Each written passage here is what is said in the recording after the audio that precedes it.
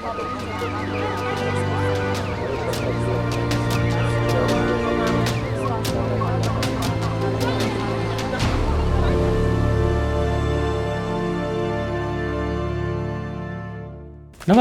स्वागत छ forum for public भोइसमा। म प्रताप दुलाल। दर्शकबिन, आज हामी पुँजीगत बजेट खर्च नहुने कारणबारे छलफल गर्ने जमर्को गरेका छौँ। यति बेला यी विषय छलफल गर्नको लागि हामीसँग प्रत्यक्ष रूपमा जोडिनु भएको छ संयोजकको भूमिकामा कृष्णहरि बास्कोटाज्यू। उहाँ नेपाल सरकारका पूर्व सचिव हुनुहुन्छ भने पूर्व प्रमुख सूचना आयुक्त पनि हुनुहुन्छ। यस्तै गरी हामीसँग जोडिनु भएको छ पूर्व मुख्य सचिव डाक्टर सोमलाल सुवेदीज्यू र वरिष्ठ चार्टर्ड एकाउन्टेन्ट तथा सार्वजनिक वित्त विशेषज्ञ नन्दकिशोर शर्माज्यू। उहाँहरूसँग आज हामी पुँजीगत बजेट खर्च नहुने कारणहरूबारे कुराकानी गर्नेछौँ। र सबैभन्दा पहिला कार्यक्रममा म कार्यक्रमको विषयवस्तुबारे प्रकाश पारिदिनु हुनुको लागि कार्यक्रम संयोजक कृष्णहरि बास्कोटाज्यूलाई अनुरोध गर्न चाहन्छु।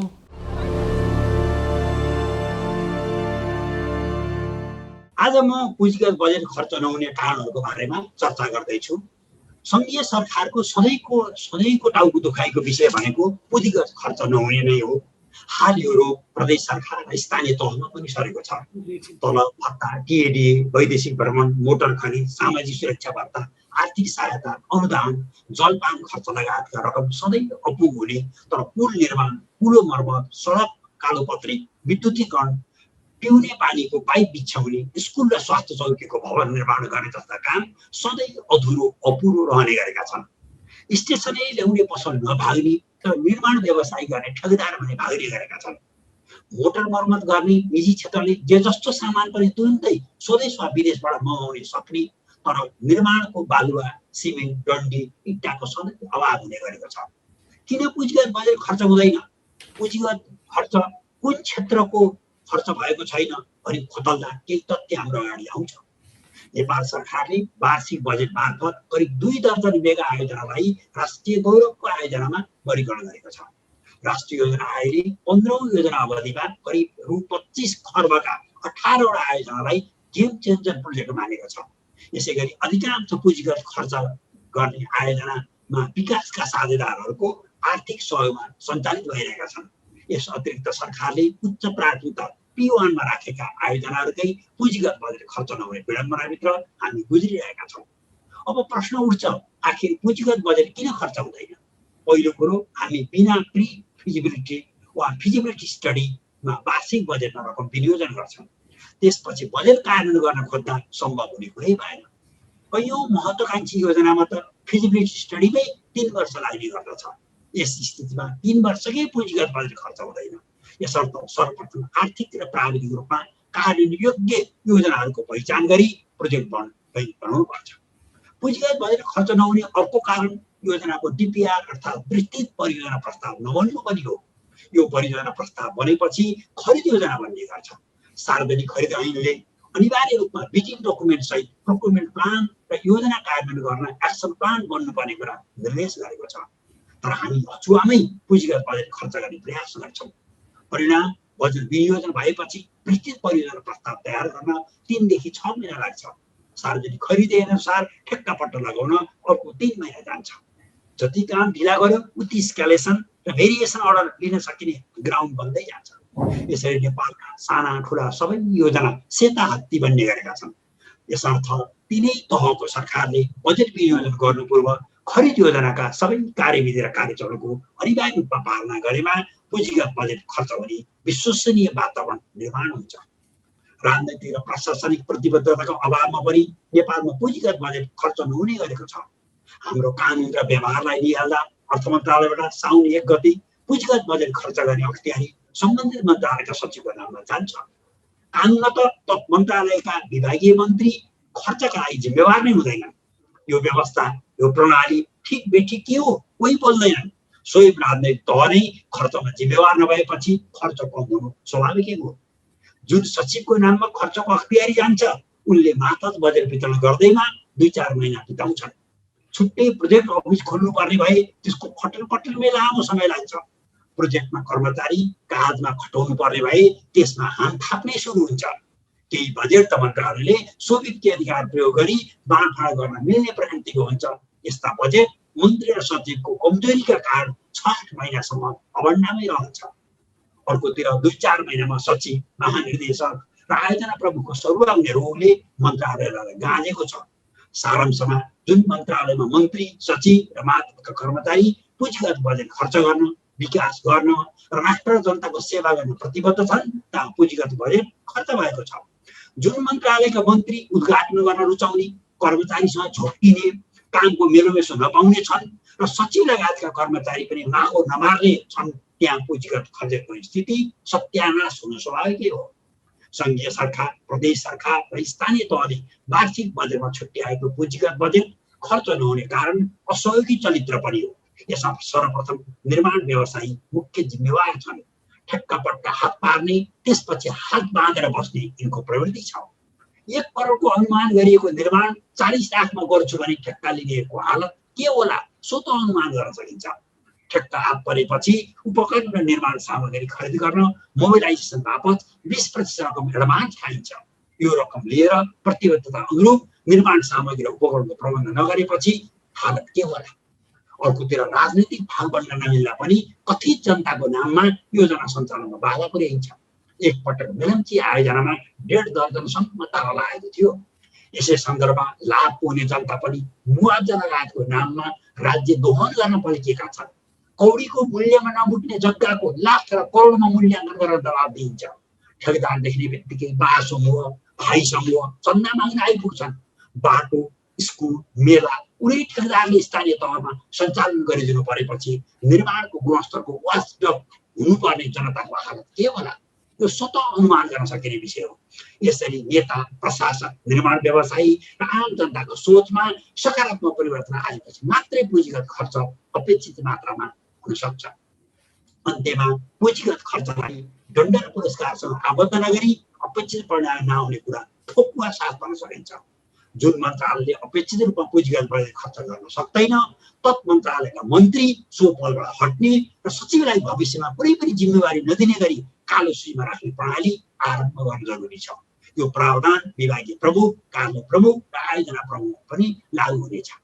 यदि कुनै संवैधानिक निकायले फाइल खिचेर काम गर्न रोकेको छ भने तत् मन्त्रालयले समयमै सो कुरा सार्वजनिक गरिनुपर्छ। मुख्य कुरा पुँजीगत खर्च गर्ने भनेको मुलुकभित्र विकास निर्माणको काम गर्ने हो, पूर्वाधार निर्माण गर्ने हो, राज्यको महत्त्वाकांक्षा लागू गर्ने हो, आम जनताले गरेको अपेक्षाको प्रतिफल दिने हो। यसर्थ पुँजीगत खर्च गर्ने विषयलाई हल्का रूपमा नलिई प्रत्येक जिम्मेवार पदाधिकारी, निर्माण व्यवसायी र आम जनताले यसलाई जीवन मरणको विषयको रूपमा अंगीकार गर्न सके पुँजीगत खर्चको ग्राफ ज्यामितीय रूपमा अघि बढ्ने कुरामा निसन्देह एवं पक्का हुन सकिन्छ।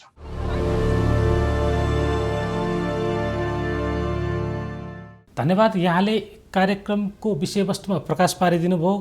आज हामी यिनै विषयमा छलफल गर्नेछौँ र आज संयोजकज्यू आज हामी कुन कुन विषयमा छलफल गर्छौँ त्यो पनि बताइदिनु होला।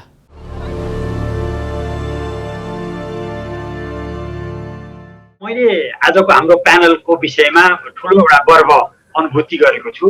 आज हामी नेपालमा पुँजीगत बजेट खर्च नहुने कारणहरू के हो यसको विषयमा आदौपान्त चर्चा गर्दैछौँ। विशेष गरी सङ्घीय सरकार, प्रदेश सरकार र स्थानीय तहमा यस किसिमको समस्या किन दोहोरिरहेका छन् भन्ने विषय नै आज चासोको विषय हो। यस विषयमा छलफल गर्न नेपाल सरकारका मुख्य सचिव भएर सबै मन्त्रालयका सचिवहरूलाई हाकिसक्नु भएको र सचिव रहँदा खास गरी वित्तीय अनुशासन, वित्तीय सुशासनका क्षेत्रमा महत्त्वपूर्ण भूमिका निर्वाह गर्नुभएका र अहिले जुन मुलुक सङ्घीयतामा छ त्यही सङ्घीयताका विषयमा विद्या वारिधि गर्नुभएका डाक्टर सोमलाल सुवेदीज्यू हामीसँग हुनुहुन्छ भने यसै गरी अहिले खास गरी विश्व ब्याङ्क, एसियाली विकास ब्याङ्क, इन्टरनेसनल मोनिटरी फन्ड अथवा इन्टरनेसनल फाइनेन्सियल कर्पोरेसन, आइएफसी जस्ता निकायहरूसँग सहकार्य गरिरहनुभएका वरिष्ठ चार्टर्ड एकाउन्टेन्ट एवं सार्वजनिक वित्त विशेषज्ञ एमके शर्मा हामीसँग हुनुहुन्छ। वास्तवमा आज हामी चाहिँ सही विषयमा नेपालमा कसरी पुँजीगत बजेट खर्च भइरहेको छैन भन्ने विषयमा चर्चा गर्न सक्षम हुनेछौँ भन्ने मलाई लागेको छ र मैले विज्ञहरूको सामु मूलतः 3वटा प्रश्न राख्न चाहन्छु। पहिलो प्रश्न भनेको नेपाल सरकारले विभिन्न 23वटा आयोजनालाई राष्ट्रिय गौरव आयोजनाको रूपमा सूचीकृत गरेको छ। त्यसमा विशेष गरी मध्य पहाडी लोकमार्ग, हुलाकी लोकमार्ग जस्ता छन् भने खास गरी दोस्रो विमानस्थल बनाउने कुरा, यसै गरी सिँचाइ तथा भवै सिँचाइ, भेरी टाइगर जस्ता कुरा छन्। यसै गरी पशुपति, लुम्बिनी, बृहत्तर जनकपुर धाम जस्ता विषयहरू पनि हाम्रो यो राष्ट्रिय गौरवको आयोजनाभित्र छन् भने माथिल्लो तामाकोशी लगायतका जलविद्युत आयोजना पनि छन्। यस्ता राष्ट्रिय गौरवको आयोजनामा पनि पुँजीगत खर्च नहुनुको कारण के होला, यो विषयमा हामी जान्न चाहन्छौँ। यसै गरी अहिले नेपाल सरकारले 14औं 15औं पञ्चवर्ष योजना जारी गरेको छ। यसमा 5 वर्षको अवधिमा करिब 92 खर्ब रुपियाँ खर्च गर्ने अनुमान छ। त्यसमध्ये 25 खर्ब रुपियाँ खर्च गरेर विभिन्न 18वटा गेम चेन्जर प्रोजेक्टहरू चाहिँ अहिले सञ्चालनमा छन्। त्यस्ता प्रोजेक्टहरूमा पनि पुँजीगत खर्च नहुनुको कारण आज हामी विज्ञ सहितसँग छलफल गरेर निचोड्न पुग्नेछौँ। दोस्रो आजको मेरो मुद्दा भनेको चाहिँ अहिले नेपालमा करिब 75% आयोजनाहरू दात्री निकायको सहयोगमा सञ्चालित छन्। दाताहरूले जेमा सहयोग गरेका छन् उनले केही सर्त पनि राखेका छन्। उनले दाताहरूले अन्तर्राष्ट्रिय रूपमा आफूले सञ्चालन गरिआएको एसओपी स्ट्यान्डर्ड अपरेसन प्रोसिड्युर पनि नेपालमा लागू गर्ने कोसिस गरेका छन्। तर यति हुँदाहुँदै पनि दात्री निकायबाट फन्डेड गरिएका प्रोजेक्टहरू पनि के कति कारणले सञ्चालनमा आउन नसकेर पुँजीगत बजेट खर्च हुन नसकेको होला। दोस्रो यो मुद्दामा हामी छलफल गर्छौँ। र तेस्रो र महत्त्वपूर्ण मुद्दा भनेको चाहिँ नेपाल सरकारले प्रायोरिटी 1, प्रायोरिटी 2 अर्थात् प्राथमिकता 1, प्राथमिकता 2 का आयोजनाहरू छुट्याउने गरेको छ। यसका विशेष सूचकाङ्कहरू छन् र प्राथमिकता 1 को आयोजनाहरू भनेको नेपाली जनतालाई तत्कालले राहत पुर्याउने, राष्ट्रलाई समृद्ध बनाउनको निमित्त पहल कदमी गर्ने यस्ता महत्त्वपूर्ण प्रायोरिटी 1 प्राथमिकता 1 का आयोजना समेतको पुँजीगत बजेट खर्च नहुनुको कारण के होला। विगत हामीले 3 वर्षको खर्चको अवस्था हेऱ्यौँ पुँजीगत भने प्रधानजी 3 वर्ष अगाडि करिब चाहिँ झन्डै 86% पुँजीगत बजेट खर्च भएको थियो भने यो 2 वर्ष अगाडि हाम्रो खर्च करिब 80%मा आयो। त्यसपछि हामीले हेऱ्यौँ भने हाम्रो खर्च कता चाहिँ एक प्रकारले 70% को हाराहारीमा रहेको छ। यसर्थ आज हामी विज्ञहरूसँग यसै विषयमा छलफल गर्ने जमर्को गरौँ भन्ने मेरो प्रधानजीलाई आग्रह छ।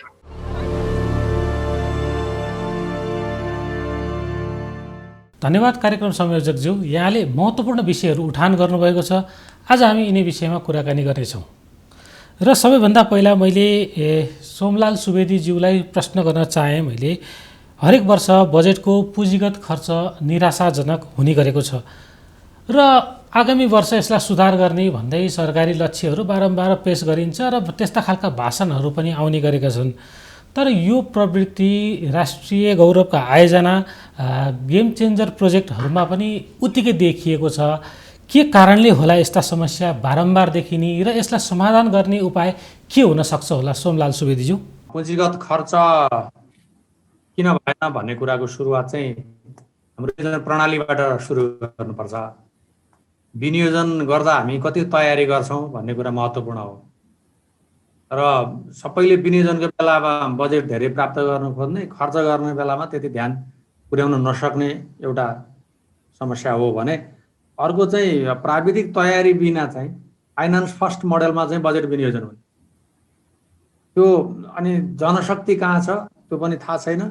त्यसपछि चाहिँ अब उपभोक्ता समितिले गर्ने ठेक्का बन्दोबस्त गर्ने कुराहरूमा चाहिँ हाम्रो धेरै क्यापासिटीका कुराहरू पनि छन् र समयमै तयारी नभएको कारणले गर्दाखेरि र अनि जनशक्तिको चाहिँ फ्रिक्वेन्टली ट्रान्सफर भइरहने त्यो भने प्रमुख हेरिएका उदाहरण भनिरहनै पर्दैन, त्यो मेलेम्ची नै हेरे पुग्छ। त्यस्तै अन्त पनि त्यो हिसाबले गर्दाखेरि के भने एउटा आयोजनामा पुँजीगत खर्च गर्नको लागि चाहिँ आयोजना नसकेसँग सामान्यतया चाहिँ इन्स्टिट्युसनभित्रका कम्पिटेन्ट मान्छेहरू राख्न सक्यो भने चाहिँ त्यो चाहिँ हुन्थ्यो। गर्दाखेरि यो एउटा प्रशासनिक र अर्को कुरो चाहिँ प्राविधिक क्षमता पनि हो। हाम्रो अब आवश्यकता धेरै छ, प्राथमिकतामा पनि समस्या छ कि अब गर्न सकिने मात्रै योजना कार्यान्वयन गरौँ अर्को वर्ष आउँछ भन्ने विश्वास भएन। अर्थात् हाम्रो प्लानिङ सिस्टमको क्रेडिबिलिटीमा पनि क्वेसन छ। अर्को वर्ष हुन्छ भनेको योजना आउँछ कि आउँदैन त आउने ग्यारेन्टी भयो भने यही वर्ष चाहिन्छ भनेर पनि प्राविधिक तयारी नभएकोमा बजेट विनियोजन हुँदैन थियो होला। एउटा त्यो पाटो भयो। अर्को चाहिँ अब यो एक्टरहरू धेरै भए। अब तह, प्रदेश र सङ्घीय सरकार भएका विभिन्न निकाय भएको हुनाले धेरै एक्टर हुँदा हाम्रो क्यापासिटी त्यही नै हो। चाहिँ असाध्यै धेरै स्ट्रेन्थेन भयो, माग पछि एकदमै सबलीकरण भयो। र सप्लाई साइडमा अब प्राथमिकताको कुरा अनि विनियोजनलाई अलिकति खर्चमा टाइअप गरेर हेर्ने कुरा र क्वालिटी कन्ट्रोलको कुरा र प्राविधिक तयारीका विषयहरूमा त्यति ध्यान दिनु पर्थ्यो, हामी त्यति दिँदैनौँ। अनि बजेट बनाउने बेलामा साथै हतार हुन्छ जहिले पनि।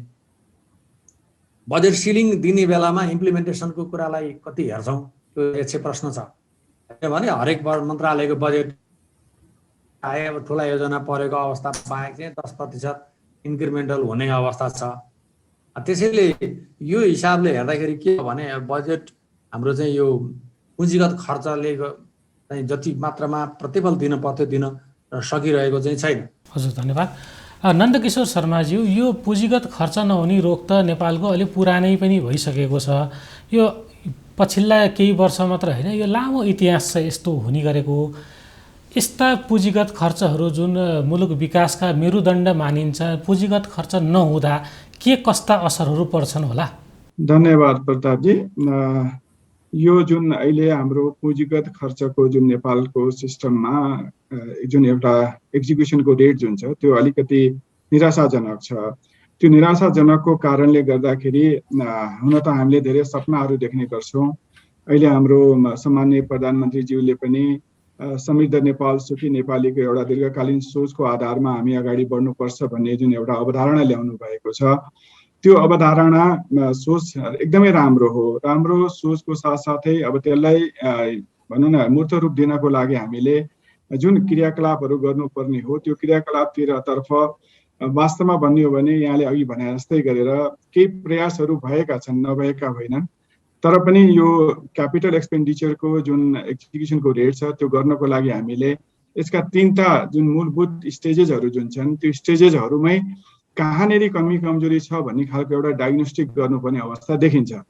त्यो डायग्नोस्टिक गर्नको लागि हामीले अब यो पिएफएम यो जुन हाम्रो पब्लिक इन्भेस्टमेन्टको जुन एरियाहरू जुन छ त्यसमा हाम्रो प्लानिङ, एलोकेसन र इम्प्लिमेन्टेसन यो 3टै बारेमा त हाम्रो डाक्टर सोमलाल सुवेदी सरले अलिकति नेपालमा भएका कुराहरूको लागि अघि नै टच गरिसक्नु भएको छ। अघि मैले उल्लेख गरिएका जस्तै दीर्घकालीन सोच लगायतका जुन हाम्रो दिगो विकासका लक्ष्यहरू पनि छन् ती सबै कुराहरू चाहिँ प्राप्त हुनलाई अहिले सक्दैन। त्यस कारणले गर्दाखेरि हाम्रो जुन एउटा मनस्थिति जुन छ अलिकति धेरै खर्च गरेपछि त्यो लक्ष्य प्राप्ति हुन्छ भन्ने कुराको सोचबाट हामी अलिकति हट्नुपर्छ जस्तो मलाई लाग्छ। Spending more is not good. सबभन्दा राम्रो कुरा चाहिँ के हो त भन्दा स्पेन्डिङ बेटर इज इम्पोर्टेन्ट। त्यस कारणले गर्दाखेरि हामीले कुन क्षेत्रमा चाहिँ लगानी गर्दाखेरिमा त्यसले हामीले सोचेका अपेक्षित लक्ष्यहरू जुन छन् त्यो प्राप्त गर्न सजिलो हुन्छ। त्यसले गर्दाखेरि यहाँले भने जस्तै गरेर यो जुन क्यापिटल एक्सपेन्डिचरको पार्टको कुराहरू जसले हाम्रो इकोनोमिक ग्रोथलाई डाइरेक्टली इम्प्याक्ट पार्छ, अहिलेको अवस्थामा हामीले हेऱ्यौँ भनेदेखि झनै 40 खर्बको हाम्रो जिडिपी जुन छ त्यो जिडिपीमा को चाहिँ त्यसलाई सस्टेन गरेर इकोनोमिक ग्रोथ जुन एउटा 7.5% र इभन हामीले त यो 15 योजनाको अन्त्यसम्ममा गएर हेऱ्यौँ भनेदेखि त 10 भन्दा माथिको जुन इकोनोमिक ग्रोथ एटेन्ड गर्न छ त्यो ग्रोथ एटेन्ड गर्नको लागि अहिले नै गरिराखेका हाम्रो जुन क्यापिटल एक्सपेन्डिचर आफैमा पनि कतिको पर्याप्त छ भन्ने कुरा एकातिर छ भनेदेखि एलोकेसन गरिसकेका कुराहरूको चाहिँ खर्च गर्न नसक्नेको कारणले गर्दाखेरि हामीले लिएको लक्ष्य जुन प्राप्ति छ त्यो लक्ष्य प्राप्त गर्न यसले अवश्य पनि नकारात्मक चाहिँ रोल खेल्छ जस्तो लाग्छ मलाई। हजुर धन्यवाद। कार्यक्रम संयोजकज्यू, यो हाम्रो पुँजीगत खर्च नहुने रोग सानातिना आयोजनामा मात्र सीमित नभएर राष्ट्रले सरकारले उच्च प्राथमिकता राखेको परियोजना योजनामा पनि त्यही खालको समस्या देखियो। के कारणले हुँदो रहेछ यस्ता खालका समस्या? के कारणले यी पुँजीगत खर्च नहुँदा रहेछन्? वास्तवमा पूर्व मुख्य सचिव र वरिष्ठ चार्टर्ड एकाउन्टेन्टले यसका केही कारणहरू बताइसक्नु भएको छ। मैले सरसर्ती आफ्नो कार्य अनुभवको विगतको कार्य अनुभवको आधारमा प्रतापजी के भन्न सक्छु भने नेपालमा फिजिबिलिटी प्री फिजिबिलिटी नै नगर्ने, कुनै वातावरण प्रभाव मूल्याङ्कनै नगर्ने अथवा डिटेल डिजाइन रिपोर्टै नगर्ने अथवा खरिद ऐन बमोजिम प्रोक्युरमेन्ट प्लान नै नबनाउने त्यस्ता आयोजनाहरू बजेटमा राखेर अनि बल्ल बजेट साउन्य गतेबाट अख्तियारी सुरु गरेपछि त काम ढिलो हुनु चाहिँ स्वाभाविक हो। दोस्रो कुरो, केही पूर्व तयारी गरिएका आयोजनाहरूमा पनि साइट अफिस खोल्ने, समयमै आयोजना प्रमुख तोक्ने, उनीसँग करार सम्झौता गर्ने, उनलाई आवश्यक पर्ने जनशक्ति दिने, यो प्रबन्धमा हामी जाँदैनौँ। अर्को महत्त्वपूर्ण कुरा भनेको नेपालमा जो निर्माण व्यवसायी हुनुहुन्छ, जो ठेक्कापट्टा लिनुहुन्छ, उहाँले कहिलेकाहीँ चाहिँ 40%सम्म 50%सम्म लगत इस्टिमेटमा घटेर लिनुहुन्छ र एक ठाउँमा लिएको मोबिलाइजेसन अर्को आयोजना पूर्ति गर्नेतर्फ लैजानुहुन्छ। यसर्थ नेपालमा दण्ड र पुरस्कारको नीति पनि उपयुक्त नहुँदा हामीले राम्ररी पुँजीगत खर्च गर्न सकेनौँ। सबैभन्दा महत्त्वपूर्ण कुरा चाहिँ नि कुनै पनि पुँजीगत खर्च गरिसकेपछि आम जनताको जीवनस्तर माथि उठ्छ, यसले चाहिँ जनताको हातमा पैसा पुग्छ, आर्थिक क्रियाकलापहरू बढ्छ। अहिले हाम्रो वरिष्ठ चार्टर्ड एकाउन्टेन्टले भने जस्तो मुलुकलाई चाहिँ हामीले चाहिँ अति कम विकसित मुलुकबाट विकास हुनु मुलुकमा लैजाने, हामी मध्यम आय भएको मुलुकमा पुर्याउने अथवा हामी कुनै एक दिन चाहिँ समृद्ध मुलुकको पङ्क्तिमा पुग्ने, हामीले चाहिँ 15 वर्षको दिगो विकासको अवधारणाका 17वटा लक्ष्यहरू कार्यान्वयनमा ल्याउने भन्ने जुन लक्ष्य राखेर मुलुकलाई समृद्ध नेपाल, सुखी नेपाली बनाउने भनेका छौँ। यसको निमित्त प्रत्येक आयोजनाको ओनरसिप नेपाली जनतालाई दिन सकियो भने बल्ल पुँजीगत बजेट खर्चमा कुनै बाधा पर्दैन जस्तो लाग्छ। मेरो अहिलेको अनुभूति यस्तो अनुभूत गरेको छु। हस्, धन्यवाद संयोजकज्यू। डाक्टर सोमलाल सुवेदीज्यूलाई मैले प्रश्न गर्न चाहे, नेपालको अधिकांश विकास आयोजनाहरू दात्री निकायको सहयोगमा सञ्चालन हुने गरेको छ र ती निकायहरूले विभिन्न शर्तहरू राखेर कति समयमा काम पुरा हुनुपर्ने, कहिलेसम्म कति खर्च हुनुपर्ने जस्ता कडा शर्तहरू पनि राखेका हुन्छन्। तर पनि हाम्रो पुँजीगत खर्चमा अझै पनि समस्या देखिएको छ। त्यो नियतकै कारणले यस्तो खालको पुँजीगत खर्च कम भएका हुन् कि अन्य केही कारण छन्, व्यवहारगत समस्या छन्? अलिकति प्रश्न पारिदिनुहुन्छ कि यहाँले? धन्यवाद। वैदेशिक सहायताको हकमा त अब सहायता लिने बेलामा शर्त जसरी पनि पुरा गरिन्छ भनेर लिने चलन छ। त्यसको इम्प्लिकेसन के हुन्छ, सकिन्छ सकिँदैन भनिँदैन, किनभने शर्त पुरा हुन भने त्यो पैसा आउँदैन। एउटा चाहिँ त्यहाँनिर अलिकति ग्याप हुन्छ, बढी प्रयास भएको अथवा गर्न सकिने चाहिँ कन्भिन्स गराउने प्रयास हुन्छ। अर्को शर्तहरू भनेको कुरा चाहिँ हामीले प्रोजेक्टहरू अथवा फरेन एड स्वीकृत गर्ने बेलामै सोच्नु पर्यो। पहिला स्वीकृत गर्ने बेलामा जेसुकै होस् पैसा ल्याउने, अब कमिटमेन्ट भयो, एग्रिमेन्ट भयो भने अनि डिस्बर्समेन्ट हुने बेलामा अनि शर्त चाहिँ पुरा गर्न चाहिँ गाह्रो हुन्छ। त्यस कारणले चाहिँ फरेन एड लिँदाखेरि हाम्रो अरू स्रोतहरू परिचालन सँगसँगै जसरी लान सकिन्छ, म्याचिङ फन्डका कुरा हुन्छन्। अनि त्यसपछि अब त्यहाँ गर्ने प्राविधिक विषय, जटिलताका विषयहरू चाहिँ अलिकति हामी जति होमवर्क गर्नु पर्थ्यो त्यति गर्न सक्दैनौँ। जसरी हुन्छ लिइहालौँ, स्वीकृत भइहाल्यो भन्ने हुन्छ। त्यसैले यो विषय पनि के छ भने समग्रतामा चाहिँ जसरी अघि फरेन एड मात्रै होइन कि हाम्रो टोटल योजना नै के छ भने एकदमै आयोजना प्रणाली नै महत्त्वाकांक्षी छ। हामी सत्य तथ्य बोल्न अलिक सक्दैनौँ, नजाति नहुने, मिठो बोल्ने अथवा नहुने कुरो नै हुन्छ भनिदिने होइन, पपुलिस्ट हुने होडले गर्दाखेरि अहिले त वडा तहदेखि सिंहदरबारसम्म यो पपुलिजमको रोग लागेको छ। यो पपुलिजमले गर्दाखेरि के भने यसले रियलिजमलाई टाढा पुर्याउँछ, त्यसले गर्दा ग्याप भएको छ। त्यसैले अब नहुनका कारणहरू फरेन एडमै लागु हुन्छ। दोस्रो चाहिँ हाम्रो अब जवाबदेही कमजोर छ। फरेन एड मात्रै होइन कि हाम्रो अब सरकारी स्रोतकै पनि हाम्रो जवाबदेही त के छ भने त्यो कतिपय अधुरा योजना रहन्छन्, कसको कारणले रह्यो थाहा हुँदैन, कसैले राम्रो काम गरिरहेको हुन्छ होइन। एक थरी मान्छे आयोजना सम्झौता गर्दै हिँड्छन्, अर्को थरी मान्छे बेरोजु उठाउँदै बनाउँदै हिँड्छन्, अर्को थरी मान्छेले फर्सेट गर्नुपर्ने अवस्था पनि खोज्यो भने पाइन्छ। त्यसकारण त्यो आयोजना कार्यान्वयन गर्ने मान्छेहरूलाई जवाबदेही बनाउन सक्यो भने र स्थिरता अलिकति भयो भने हामी राखौँ न आयोजनामा फलानु चाहिँ प्रोजेक्ट म्यानेजरले, यो इन्जिनियरले, यो डीले, यो सुईले अथवा अरू के चाहिने हो त्यो पदहरू उसले डिजाइन गरेको उसको कार्यकालमा चाहिँ सम्पन्न भएको आयोजना भनेर हामी किन होर्डिङबाट राख्न सक्दैनौँ भन्दा स्थिरता नै हुँदैन। 20औँ-25औँ आयोजना प्रमुखहरू सर आउँछन्, त्यसले गर्दाखेरि त्यो एउटा गाह्रो प्रब्लम छ। अर्को दण्डहीनता चाहिँ खासै ठेकापट्टामा दण्डहीनता छ। जिल्ला प्रशासन कार्यालयकै भवन बनाउने ठेकेदारलाई हामीले कारवाही गर्न सकेनौँ होइन। अब विभिन्न कुराहरू छ नि त जसले कार्यान्वयन गर्नुपर्ने हो अलिकति चाहिँ। अब अर्को चाहिँ अब यो कर्मचारीलाई पनि अब कसैले सर्वे गलत गर्यो, डिजाइन गलत गर्यो, कस्ट इस्टिमेटकै कुराहरू आउन सक्छ, क्वालिटी कम्प्रोमाइजका कुराहरू, तमाम टेक्निकल कुराहरू छन्। बिचमा चाहिँ अब हामीले चाहिँ एकदम प्राविधिक सचिव बनाएपछि उत्पाद हुन्छ भनेर बनायौँ पनि, तर क्वालिटीमा खासै कन्ट्रोल भएको चाहिँ सुन्न पाइएको छैन। भएदेखि पछि 5 कुरा सरले स्वीकार गर्नु होला। हस्, धन्यवाद। नन्दकिशोर शर्माज्यू, यहाँलाई मैले के प्रश्न गर्न चाहेँ भने यस्ता ठुला आयोजनाका पुँजीगत खर्च नहुँदा यी आयोजना समयमा सम्पन्न पनि हुन सक्दैनन्। यसले गर्दा ती आयोजनाका लागत पनि बढ्छ भने यसको सामाजिक असर पनि धेरै खालको देखिएको छ। एउटा यसको ठुलो उदाहरण भनेको मेलम्ची आयोजना पनि हो र यस्ता समस्याहरू बारम्बार भइरहेका छन् र यसलाई कसरी नियन्त्रण गर्न सकिन्छ र कसरी समाधान गर्न सकिन्छ वास्तवमा यो समस्यालाई? हजुर, धन्यवाद प्रतापजी। एउटा महत्त्वपूर्ण जुन क्वेसन यहाँले गर्नुभयो, डेफिनेटली हाम्रो जुन अघि यहाँले भने जस्तै गरेर जुन नेसनल प्राइड प्रोजेक्टदेखि लिएर गेम चेन्जर प्रोजेक्टमा विभिन्न नामाकरण गरिएका प्रोजेक्टहरू हामीसँग छन्। एउटा ठुलो चाहिँ हामीले एउटा टार्गेट राखेर, अब त्यो एचिभेबल छ छैन आफ्नो ठाउँमा छ, तर पनि टार्गेट राखेर हामी अगाडि बढ्दै जाँदाखेरि ती आयोजनाहरूबाट अपेक्षित गरिएका लाभहरू प्राप्त नहुँदाखेरि त डेफिनेटली त्यसले हाम्रो देशको ओभरअल इकोनोमिक ग्रोथमै त्यसले इम्प्याक्ट पार्छ, मैले अघि तपाईँलाई भनिसकेँ। र त्यसको साथसाथै जुन हामीले राष्ट्रिय तथा अन्तर्राष्ट्रिय रूपमा लिएका रणनीति, लक्ष्य र अनि कमिटमेन्टहरू जति पनि छन् ती सबै कुराहरू प्रतिपूर्ति हुन सक्दैन। र एकातिर त्यो छ भने अर्कोतिर अब म एउटा फाइनेन्सको विद्यार्थी भएको कारणले गर्दाखेरि कुनै पनि लगानी हुन्छ भने त्यो लगानीको प्रतिफल हामीले चाहिँ एउटा भ्यालु फर मनीको पर्सपेक्टिभबाट हेर्नुपर्छ पब्लिक सेक्टरको स्टेजमा हेर्दाखेरि। अब त्यो भ्यालु फर मनी आयो कि आएन भनेर गर्नको लागि डेफिनेटली अब ठ्याक्कै कमर्सियल जस्तो हिसाबमा एउटा मेजरिङ गर्ने यार्डस्टिक नहुँदा पनि त्यसले जुन प्रभाव पार्ने खालका विभिन्न क्षेत्रहरू छन् जसमा तपाईँले अघि भने जस्तै गरेर सोसियो इकोनोमिक क्षेत्रमै यसले चाहिँ ठुलो इम्प्याक्ट पार्न सक्छ। अब यो पार्ने कुरामा के भइराखेको छ त भन्दाखेरि मलाई खुसी पनि लाग्छ, किन भन्दा यो सार्वजनिक वित्त क्षेत्रमा म केही वर्षदेखि अलिकति अगाडि हेर्दैछु।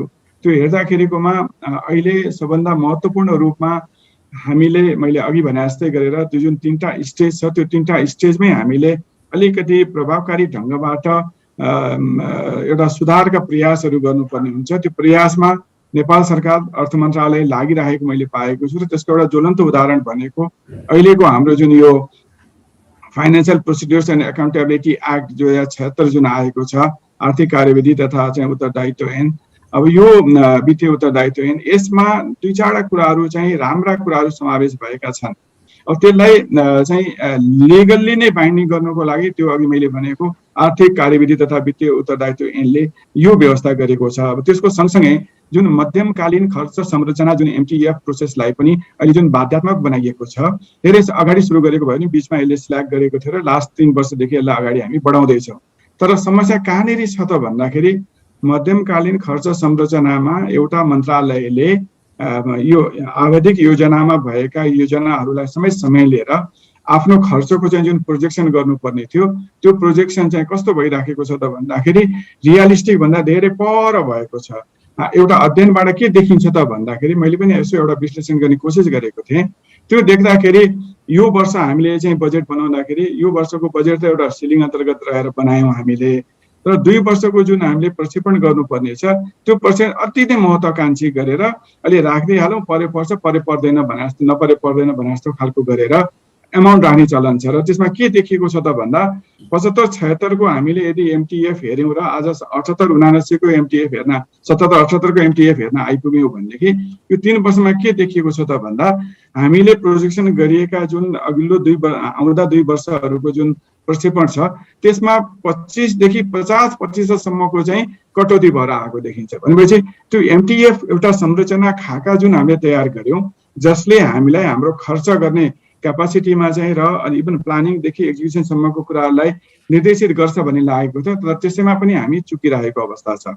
त्यसले गर्दाखेरि यो आर्थिक कार्यविधि ऐन र वित्तीय उत्तरदायित्व ऐनमा भएका 2-4 इम्पोर्टेन्ट पार्टका कुराहरूलाई यदि हामीले अवलम्बन गर्दै गयौँ र आउँदा दिनहरूमा त्यसलाई इम्प्याक्ट के अरे चाहिँ एकदम इफेक्टिभ रूपमा प्रभावकारी ढङ्गबाट परिचालन गरेको खण्डमा यो बढ्ने देख्छु। जस्तै वस्तुगत आधारमा आयोजनाको वर्गीकरण गर्ने, अघि जुन सोमनाथ सरले पनि भन्नुभयो हाम्रा सिस्टमहरू छन् तर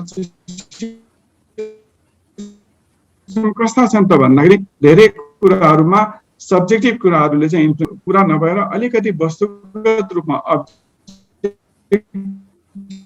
रूपबाट परियोजनाहरूलाई योजनाहरूलाई वर्गीकरण गर्ने। किन भन्दाखेरि अहिले यहाँले देखिरहनु भएकै छ हाम्रो P1 प्रोजेक्ट रातो किताब पल्टाएर हेऱ्यो भने 240 वटा गत वर्षमा चाहिँ P1 प्रोजेक्ट यतिको धेरै P1 प्रोजेक्ट अन्तर्गत राख्यौँ भने हाम्रो आफ्नो जुन क्षमता छ त्यो क्षमताले ती 240 वटालाई हामीले कुन ढङ्गबाट मोनिटरिङ गर्न सक्छौँ त? क्याटेगोरी त एउटै हो, P1 हो भनेपछि हामीले लगाउने कुराहरू पनि। त्यस कारणले गर्दाखेरि मलाई कता कता के लाग्छ भन्दा त्यो मध्यकालीन खर्च संरचनाको आधारलाई अलिकति व्यवस्थित ढङ्ग इफेक्टिभली प्रयोग गर्ने, दोस्रो वस्तुगत आधारमा आयोजनाको वर्गीकरण गर्ने र अनि यो 3 तहको सरकार बीचको अन्तर सम्बन्ध अहिलेको नेपालको गणतान्त्रिक संविधानबाट तिनै तहमा जुन हाम्रो अनुसूचीहरूमा चाहिँ विभिन्न तहका चाहिँ आफ्नो कार्यक्षेत्र उल्लेख गरिएको छ, त्यो कार्यक्षेत्रभित्र रहेर विगतमा जस्तो थोरै रिसोर्सेसलाई धेरै ठाउँमा बाँड्दाखेरिको जुन समस्या देखिएको छ ती कुराहरूलाई केही ढङ्गबाट चाहिँ कमी गर्दै ल्याउन सकिन्छ। त्यसो हुनको लागि के चाहियो त भन्दा यी 3 तहका सरकारहरूको बिचमा अन्तर्सम्बन्ध र समन्वयको पनि आवश्यकता पर्दछ। त्यसको साथसाथै यो जुन एउटा हामीले एकदमै भुल्न नहुने कुरा के हो भन्दा कुनै पनि लगानीको प्रतिफल हासिल गर्नको लागि त्यो जुन कार्य हामीले गर्छौँ त्यो अलिक नतिजामुखी हुनुपर्छ, रिजल्ट बेस्ड हुनुपर्छ। त्यो रिजल्ट बेस्ड हुनलाई के चाहिने त भन्दा धेरै थियोरिटिकल कुराहरू त हामी गर्न सक्दैछौँ, तर प्र्याक्टिकल रूपमा यो स्टेप गरेर हामीले यदि काम गर्यौँ भनेदेखि त्यसको जुन खर्च गर्ने हाम्रो चाहिँ अहिलेको अवस्था छ त्यो चाहिँ अलिकति बढ्न सक्छ। जस्तै प्रोजेक्टको अवधि, कुल रकम, सञ्चालन तथा मर्मतका खर्चहरू भने प्रोजेक्टको लाइफ साइकललाई नै मध्यनजर राखेर हामीले चाहिँ बजेट गर्ने परम्परा नै सुरु गरेका छैनौँ।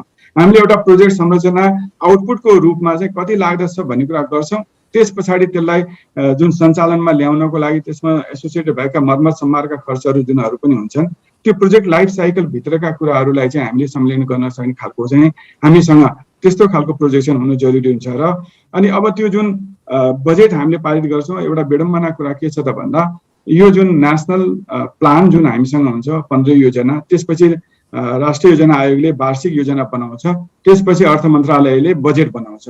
अब यो तीनटाको बीचको जुन लिङ्केजेस जुन छ त्यो लिङ्केजेस कता कता चाहिँ अपुरो भएको जस्तो मलाई अनुभव हुन्छ। किन भन्दाखेरि जो व्यक्तिले भनौँ न पार्लियामेन्टले बजेट पारित गर्छ त्यो बजेट पारित गर्नेवाला उसले एनुअल बेसिसको बजेट पारित गर्छ, न कि एउटा प्रोजेक्टको ओभरअल खर्च इन्क्लुडिङ अपरेसन एन्ड मेन्टेनेन्सको पार्टको कुरा पनि गरेर अनि त्यसलाई यदि ल यसले यस्तो अपेक्षित गर्न सक्दो रहेछ भन्ने कुरा भयो भने पो अनि पारित गर्न सजिलो हुन्छ। त्यो कुराहरू चाहिँ कता कता ल्याकिङ मैले देख्दछु। हस्, धन्यवाद। कार्यक्रम संयोजकज्यू, यो खालको प्रवृत्ति विशेष गरी साधारण खर्चमा कुनै समस्यै नदेखिने, पुँजीगत खर्चमा यति धेरै समस्या देखिने विषयमा त हाम्रा विज्ञज्यूहरूले धेरै कुरा बताइसक्नु भएको छ। यी बाहेक के समस्या रहेछन्, के कारणले नहुने रहेछन्, यी दात्री निकायले दिएका लगानी गरेका परियोजनाहरू, सरकारले प्राथमिकता राखेका योजनाहरूमा पनि पुँजीगत खर्च नहुनुका कारण अन्य के रहेछन् त? वास्तवमा पूर्व मुख्य सचिव र वरिष्ठ चार्टर एकाउन्टेन्टले धेरै नै कुरा प्रश्न पारिसक्नु भएको छ। मैले चाहिँ अनुभवको आधारमा के भन्छु भने पहिलो कुरो, एक, नेपालमा वैदेशिक सहायता नीति छ, त्यसलाई हामीले हुबहु कार्यान्वयन गर्न सकेनौँ। 2, नेपाल सरकारले ऋण, अनुदान, वस्तुगत सहायता र प्राविधिक सहायता गरी 4 किसिमका सहयोग लिने गरेको छ। कुन सहयोग कुन दातासँग कुन अवस्थामा लिनुपर्छ भन्ने कुराको हामीसँग विश्लेषण गर्ने विशेष थिङ्क ट्याङ्क ग्रुप नै छैन। तेस्रो र महत्त्वपूर्ण कुरा भनेको चाहिँ अहिले नै थोरै मुख्य सचिवले पनि भन्न खोज्नुभयो, वास्तवमा म्याचिङ फन्डका कुरा छ, दाता फन्डेडको चाहिँ हाम्रो चाहिँ अडिट रिपोर्टको कुराहरू छ। त्यसमा चाहिँ त्यहाँ खटिएका आयोजना प्रमुखले दोहोरो दायित्व निर्वाह गर्नुपर्ने, एकातर्फ दातातर्फ पनि उत्तरदायी हुनुपर्ने, यता नेपाल सरकार गाइडलाइन पनि मान्नुपर्ने, यी परिस्थितिहरू छन्। यी कुरामा हामीले विचार गर्ने पर्छ। चौथो कुरा भनेको त्यो दाताहरूसँग हामी यदि पुल फन्डमा पैसा प्राप्त गरेका छौँ भने त्यो खर्च अलि राम्रोसँग भएको पाइएको छ।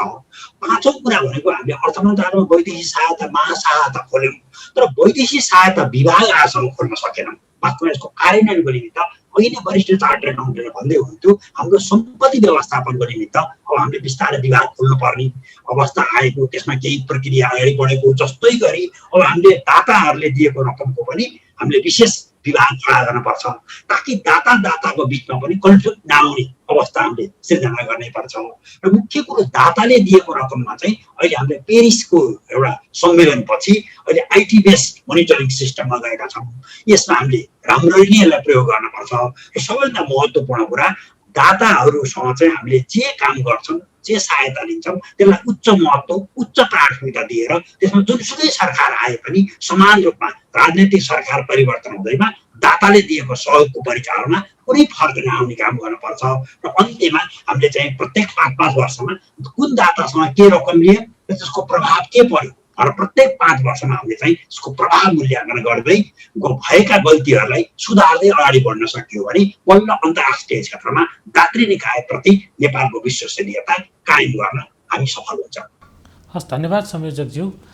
मैले डाक्टर सोमलाल सुवेदीज्यूलाई फेरि प्रश्न गर्न चाहे, सरकारले उच्च प्राथमिकता दिएको P1 प्रोजेक्ट तीमा पनि पुँजीगत खर्चको अवस्था साह्रै निराशाजनक छ।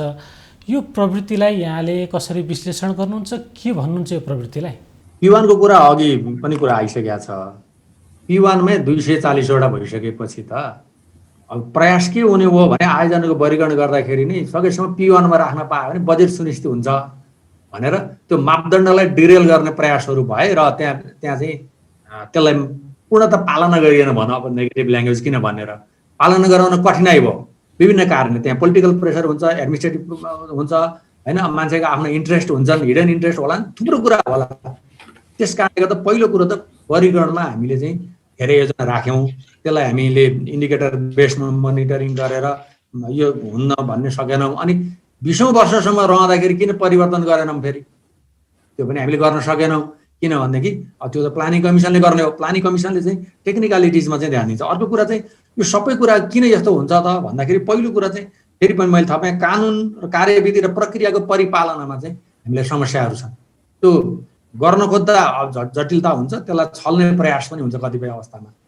अर्को चाहिँ जस्तो अनि त्यस्तो अवस्थामा त्यो सहजीकरण चाहिँ भइराखेको हुँदैन कार्यान्वयन गर्न। जस्तो त्यहाँ चाहिँ बजेट सिलिङको कुरा आउन सक्छ हैन, त्यहाँ चाहिँ अब प्राविधिक जनशक्तिको कुराहरू आउन सक्छ, स्थानीय समस्याहरू हुन सक्छन्, त्यहाँ प्रशासनिक प्राविधिक समस्याहरू हुन्छ। ती आयोजनाहरूलाई चाहिँ फोकस दिएर चाहिँ सहयोग र समन्वय गर्ने कुराहरू एकदमै कम हुन्छ। अब त्यो भन्दा पनि आम प्रवृत्ति के हो भने तिनै आयोजनामा पनि के हुन्छ भने खर्च कति हुन्छ भन्ने विचार गरिनु, बजेट सिलिङ बढाउने होड हुन्छ, कार्यान्वयन गर्न चाहिँ त्यो बजेट बढाउने बेला जतिको मेहनत चाहिँ गरिँदैन। र अनि टेक्निकल अडिट चाहिँ हुँदैन, कम हुन्छ। टेक्निकल अडिट हाम्रो चाहिँ अहिले प्राविधिक हिसाबले हेरेर सबैभन्दा महत्त्वपूर्ण पाटो ठिक हो कि बेठिक हो कि नयाँ प्रविधि के हो कसो, यी थुप्रै कुराहरू चाहिँ नहुँदाखेरि चाहिँ हाम्रा ती आयोजनाहरू नि जस्तो 20 वर्ष अगाडि चाहिँ राष्ट्रिय गौरवको आयोजना भनेको त्यसको प्रविधि नै पुरानो भयो कि त कसैले हेरेको छैन नि त्यो पाटोमा त। त्यसले गर्दाखेरि त्यो इन्क्रिमेन्टल हिसाबले खर्च हुँदै गएको छ। हस्, धन्यवाद सोमलाल सुवेदीज्यू। र मैले नन्दकिशोर शर्माज्यूलाई पनि सोध्न चाहेँ, सरकारले यति प्राथमिकता तोकेको परियोजनाहरूमा पनि पुँजीगत खर्च नहुँदाखेरि यो त साह्रै लाजमर्दो विषय पनि हुनसक्छ। यस्तो यो समस्यालाई चाहिँ समाधान गर्न के गर्न सकिन्छ? यो पुँजीगत खर्च नहुने रोगको निदान के हुनसक्छ, यहाँलाई के लाग्छ त्यो बताइदिनु होला प्लिज। मैले यस बारेमा त अघि पनि भनिसकेको छु, तर म अब तपाईँले क्याटेगोरिकल्ली स्टेप वाइज कुरा गरौँ। पहिलो कुरा, अब सबभन्दा इम्पोर्टेन्ट पार्टको कुरा नै प्लानिङको पार्टकोबाट हामीले सुरु हुनुपर्छ। त्यो प्लानिङको पार्टको कुरामा मैले अघि पनि भने हामीले धेरै यो जुन लेजिस्लेटिभ प्रक्रियागत रूपमा, कानुनी रूपमा र संरचनात्मक रूपमा धेरै प्रगति गरेको भए पनि ती प्रगतिमा गरिएका कुराहरूलाई कार्यान्वयनमा ल्याउनु चाहिँ सबभन्दा पहिलो आवश्यकता हो। त्यसमा पहिलो कुरा आउँछ जुन MTF मध्यमकालीन खर्च संरचना जुन हामीले गरेका छौँ त्यसमा हामीले विशेष रूपमा ध्यान दिनु पर्यो, त्यसलाई प्रभावकारी ढङ्गबाट अगाडि बढाउनु पर्यो। एक। दोस्रो कुरा, प्रोजेक्ट ब्याङ्कको जुन हामीले कुरा गरेका छौँ यसमा हुन त अहिले हामीसँग यो प्रोजेक्ट ब्याङ्ककोलाई म्यानेज गर्नको लागि पनि 2-3 वटा निकायहरूको बिचमा समन्वयको आवश्यकता मैले देखेको छु। तर एउटा नेपाल इन्भेस्टमेन्ट बोर्ड छ, अर्को यतापट्टि नेसनल प्लानिङ कमिसन आफै पनि छ। तर यो नेसनल प्रोजेक्ट ब्याङ्कमा जुन इन्ट्री गर्ने प्रोजेक्टहरू जुन छ त्यसको लागि एउटा गेट किपरको आवश्यकता भयो। त्यो गेट किपर मैले अघि नै भने 240 वटा प्रोजेक्टलाई P1 प्रोजेक्ट भनिन्छ भने नेपाल जस्तो देशमा भएको आफ्नो क्षमताले त्यसलाई जुन ढङ्गबाट प्रभावकारी ढङ्गबाट हामीले कार्यान्वयन गर्नुपर्ने हो र त्यसको अपेक्षित लाभ लिनुपर्ने त्यो लिन हामी सक्दैनौँ। त्यो हाम्रो वास्तविकता हो। भनेपछि अब हामीले गर्ने कुरा नै के हो त भन्दा जे कारणले गर्दाखेरि जसको पनि लालाइची चाहिँ P1 मै बनाउने हुँदै पनि एउटा गेट किपरको चाहिँ त्यो पनि कस्तो भन्दा स्ट्रङ टाइपको गेट किपर हुनु पर्यो। र त्यो हुनको लागि उसले दिने जुन एन्सर छ, मैले अघि पनि भने हामीसँग भएका प्रायोरिटाइजेसनका जुन क्राइटेरियाहरू जुन छन् त्यसलाई विषयगत हुन त अहिले हामीले 2टा क्षेत्रमा क्याटेगोरीमा 7 वटा क्राइटेरिया गरेर यो फुलफिल गरेकोमा चाहिँ यदि 75% भन्दा माथि ल्यायो भने P1, ल्याएन भने P2 प्रोजेक्ट भनेर जुन भन्ने गरेका छौँ त्यो भित्रको कुरालाई कस्ट बेनिफिट एनालाइसिसदेखि लिएर त्यसले प्रोजेक्टको लाइफ साइकल भित्र स्टार्टिङदेखि त्यो अपरेसन हुने बेलासम्मका कस्टलाई आधार मानेर अब यो ले अनि कतिको कस्ट बेनिफिट एनालाइसिस भने अलिकति फाइनान्स पनि हेर्नु जरुरी छ, भ्यालु फर मनीको एस्पेक्टबाट। यसरी हामीले एउटा गेट किपरको व्यवस्था गर्नु पर्यो। तेस्रो इम्पोर्टेन्ट पार्टको कुरा सेलेक्सनको पार्टको कुरा र जो पनि राजनीतिक ढङ्गबाट होस् अथवा अन्य प्रक्रियाबाट होस् प्रोजेक्टलाई चाहिँ एउटा राम्रो नाम दिएर र अनि त्यसका चाहिँ ठुला ठुला जार्गनहरू प्रयोग गरेर गर्नुभन्दा पनि त्यसको अप्रेजल पार्ट जुन छ टेक्निकल अप्रेजल पार्ट, त्यो टेक्निकल अप्रेजल पार्टमा अघि यहाँ भनिए जस्तै गरेर नेसनल प्लानिङ कमिसन भित्र हुन्छ वा कहाँ हुन्छ, जुन अब हाम्रो बास्कोटा सरले पनि भनिरहनु सायद हामीले यसको लागि एउटा संयन्त्र पनि सोच्नुपर्ने हो कि यदि त्यो नेसनल प्लानिङ कमिसनबाट हुन सक्दैन भनेदेखि त्यो टेक्निकल प्राविधिक रूपमा प्रोजेक्ट अप्रेजल गर्ने एउटा परम्परा हामीले छिट्टै नै सुरु गर्नुपर्ने हुन्छ। त्यो अप्रेजलबाट पास भएका प्रोजेक्टहरूलाई मात्रै अनि बल्ल हामीले चाहिँ जुन हाम्रो सिस्टमभित्रको नेसनल प्रोजेक्ट ब्याङ्कदेखि लिएर अन्य क्षेत्रहरूमा हामीले यसलाई घुसाउनु जरुरी हुन्छ। यो भयो नम्बर 1। अब रह्यो दोस्रो नम्बरको पार्टको कुरा भनेको एलोकेसन, प्लानिङका 3टा कुरा। अब एलोकेसनमा हेर्दाखेरिकोमा मैले अघि पनि भने हामीले जब कुनै प्रोजेक्टलाई national pride project, game changer project वा अन्य प्रोजेक्ट जुन एउटा महत्त्वपूर्ण प्रोजेक्टको रूपमा हामीले गर्छौँ भनेदेखि र ती बहुवर्षीय छन् भनेदेखि ती बहुवर्षीयहरू कुराको लागि रकमको जुन सुनिश्चितता चाहिँ आवश्यक छ। हुन त अहिले यहाँले बजेट स्पिचदेखि लिएर नेसनल प्लानिङ कमिसनबाट जारी भएका निर्देशिका अथवा चाहिँ सर्कुलरहरू हुन् वा मिनिस्ट्री अफ फाइनेन्सबाट भएका बजेट बनाउने बेलामा जुन एउटा गाइडलाइन्समा पेश गरिन्छ त्यहाँ लेखिएको छ बहुवर्षीयको लागि चाहिँ रकम सुनिश्चित गरिन्छ, एउटा प्रायोरिटी पनि छुटेको छ। तर त्यसको कतिको कार्यान्वयन भएको छ त? एउटा ट्रान्सपेरेन्टली एउटा त्यो जुन इम्प्लिमेन्टेसन गर्ने मन्त्रालय जुन छ त्यो मन्त्रालय चाहिँ एकदमै कन्फिडेन्ट हुनु पर्यो कि यस यो बहुवर्षीय आयोजना मैले पैसा पाउँछु। तर त्यो एलोकेसन चाहिँ कसरी हामीले डिफाइन गर्ने त भन्दा मैले अघि पनि भनेको थिएँ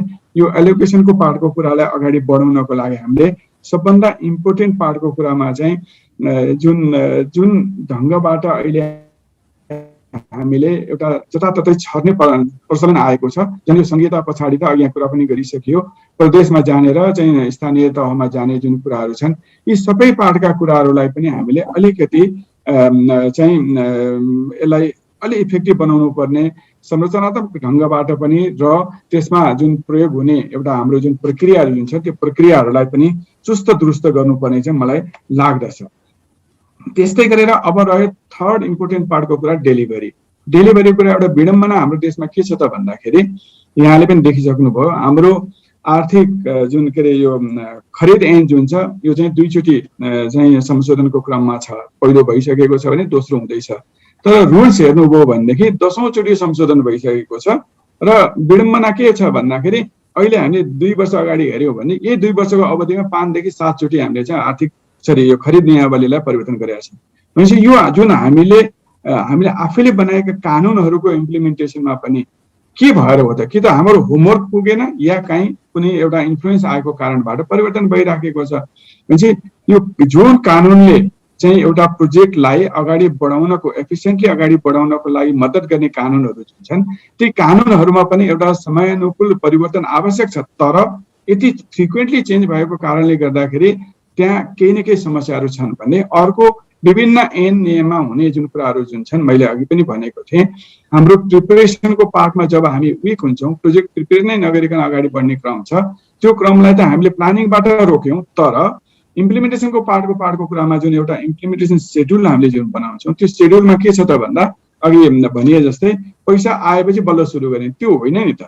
हामीसँग एउटा कुनै प्रोजेक्ट चाहिँ सञ्चालन गर्नु छ भनेदेखि त्योसँग एसोसिएट भएका अन्य एक्टहरूसँगको जुन एउटा अवस्था जुन छ त्यसलाई कसरी समन्वयताम गर्ने पछि कानुन बीचको समन्वयात्मक भावना पनि हामीले चाहिँ त्यहाँ हेर्नु जरुरी। जस्तै जग्गा प्राप्तिका कुराहरू, वनका कुराहरू, यी सबै पार्टका कुराहरू जति पनि छन् यसमा एउटा समन्वयात्मक भूमिका खेल्नु पनि आवश्यकता देखिन्छ। सबभन्दा एकदमै इम्पोर्टेन्ट पार्टको कुरा जुन मैले त्यहाँ देखेँ त्यो के हो र भन्दाखेरि सिग्निफिकेन्ट इम्प्रुभमेन्ट के भएको छ त भन्दाखेरि बजेटरी सपोर्ट चाहिँ बढेको छ।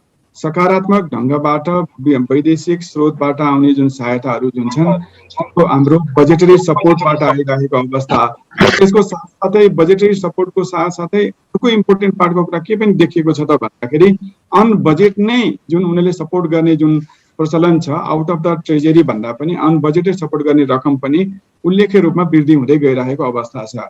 1920 मा हामी 2019-20 मा हामीले हेर्यौँ भने त्यस्तो सहायता चाहिँ झन्डै 84% छ भनेदेखि अघिल्लो वर्ष त्यो जम्मा 78% मात्रै थियो।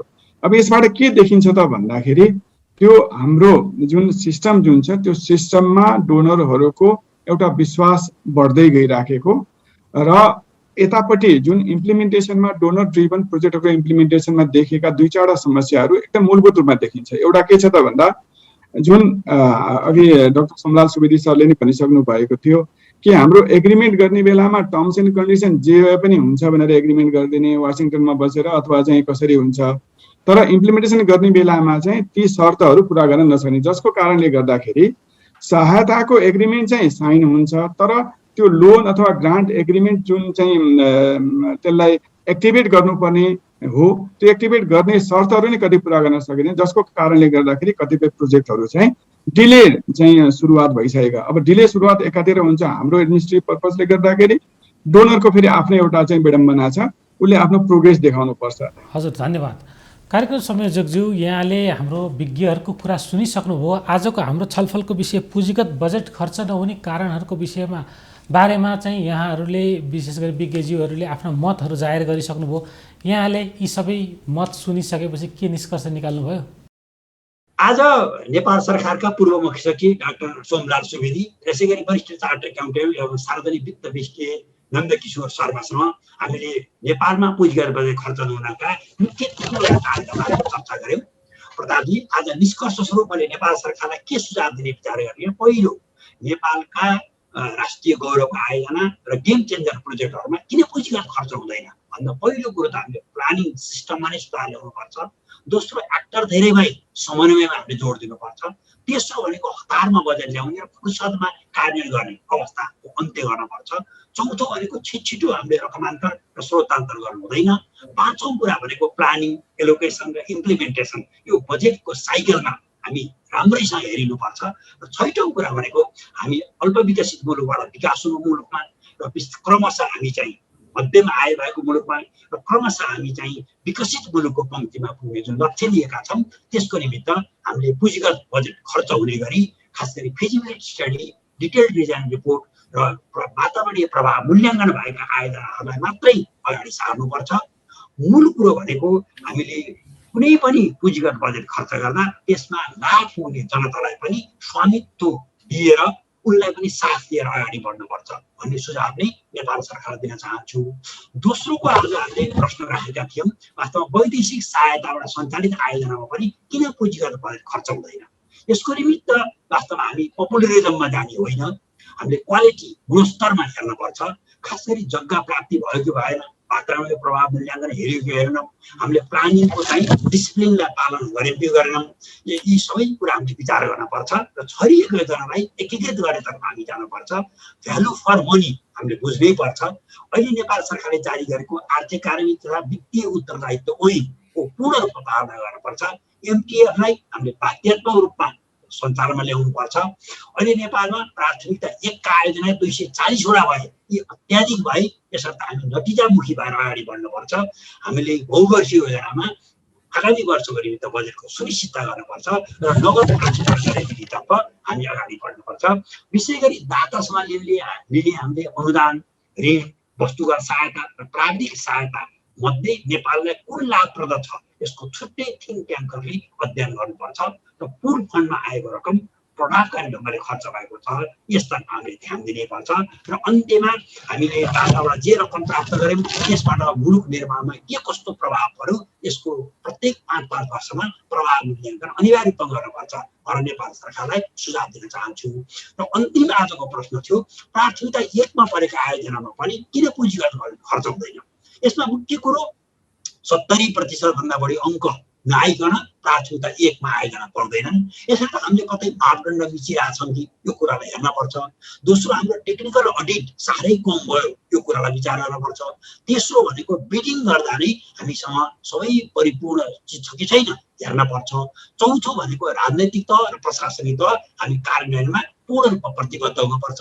पाँचौँ कुरा भनेको चाहिँ प्राथमिकता 1मा कुनै पनि आयोजना पर गरिने त एउटा विशेष रूपमा गेट किपरको व्यवस्था हामीले गर्नै पर्छ। र मूल कुरा भनेको चाहिँ डेलिभरीमा हामी प्रभावकारी ढङ्गले अगाडि बढ्नै पर्छ।